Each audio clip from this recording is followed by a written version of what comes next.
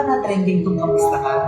Kasi po, nung nandun ako sa Senate, nabanggit ko na wala man lang nangamusta sa amin nung nagputukan na at feeling namin may barilan na nagganap all over us. And that's not just me, but also our staff, the Senate employees, media.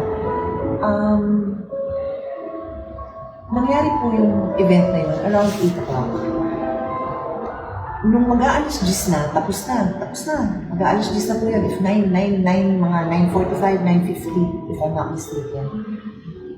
Medyo kumalma na kami kasi wala na putukan, saka na-clear na po yun, na-clear na yung area. Sabi ko dun sa mga kasama ko, including Senator Camille Villar, sabi ko, uy, alam ba ng mga kasamahan natin kung ano nangyari dito, yung mga wala dito? Alam ba nila? May message ba sila sa GC natin?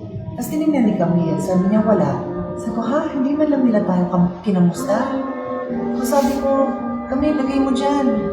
ICYMI, buhay pa po kami. And nilagay ni Camille, hi, we're okay.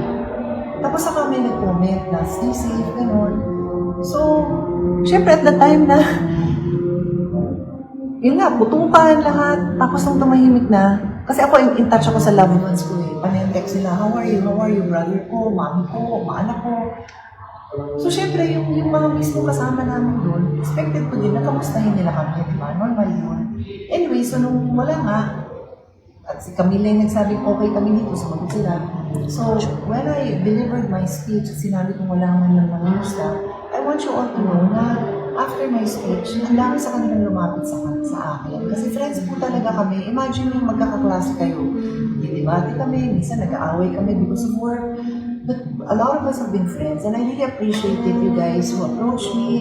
You know, nag-show kayo ng concern sa akin and sinabi nyo nga na nag-alala kayo sa akin. I appreciate it. And you know what guys, wala na sa akin to. Gano'n naman ako eh.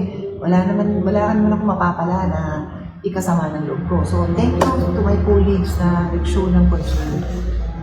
I love these guys. I do. Pero meron din talagang hindi yung lumapit. Wala talagang balak kung kamustahin. So, ganun talaga buhay. And I think I've reached a point in my life na I try to control what I can control. And yung hindi ko makontrol, pahala na kayo. So, that, I guess, is some life lessons I want to share with all of you.